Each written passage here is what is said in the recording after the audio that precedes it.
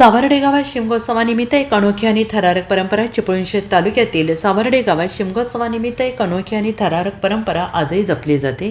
या गावातील होल्टा शिमगा ही प्रथा अंगावर शहारे आणणारी असून कोकणातील लोकसंस्कृतीचे वैशिष्ट्यपूर्ण दर्शन घडवले जाते। या प्रथेनुसार गावातील मानाच्या होळीवरून प्रमुख गावकरी पेटते निखारे आणि जळती लाकडे आणून होल्टा खेळण्यासाठी निश्चित केलेल्या मैदानात एकत्र येतात। त्यानंतर गावातील दोन गट परस्परांसमोर उभे राहतात। ढोल ताशांच्या गजरात जल्लोषपूर्ण आरोळ्यांच्या निनादात सुमारे 3 फुटांच्या अंतरावरून ही पेटती लाकडे 3 फेऱ्यांमध्ये एकमेकांच्या दिशेने फेकली जातात आणि हा थरारक खेळाला होल्टा शिमगा असंही संबोधलं जातं। आणि विशेष म्हणजे एवढ्या जवळून जळती लाकडे अंगावर पडूनही कुणीही जखमी होत नाही किंवा भाजत नाही आणि ही बाब आश्चर्यचकित करणारी आहे। शेवटी ही सर्व जळकी लाकडे एकत्र करून सामूहिक होळी प्रज्वलित केली जाते आणि उत्सवाची सांगता होते।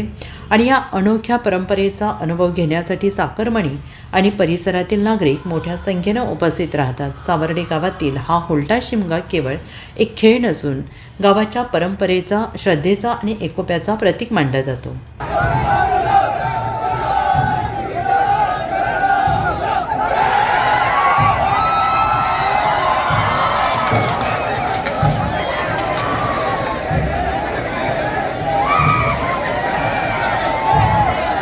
Bureau report SPN Marathi, Sawarde.